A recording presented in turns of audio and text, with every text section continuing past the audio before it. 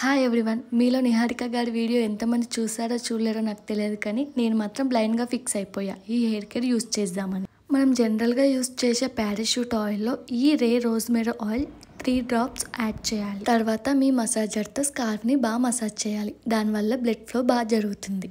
Oil apply అయిన తర్వాత ఈ సాటిన్ సిల్క్ స్లీపింగ్ క్యాప్ని యూస్ చేయండి.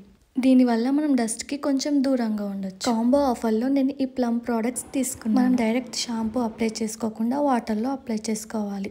హెడ్ బాత్ తర్వాత కండిషనర్ యూస్ చేయాలి. ఒక 5 minutes after that we will wash. మనం నార్మల్ టవల్స్ యూస్ చేయడం వల్ల హెయిర్ అనేది డ్యామేజ్ అవుతుంది. అందుకే ఈ మైక్రో ఫ్యాబ్రిక్ టవల్స్ అనేవి యూస్ చేయాలి. నెక్స్ట్ వచ్చేసి హెయిర్ క్రంచెస్. వాటిని యూస్ చేయడం వల్ల మన హెయిర్ అనేది ఊడిపోదు. మనం హెయిర్ అల్లుకున్న పోంటెలు వేసుకున్న వీటిని యూస్ చేయాలి.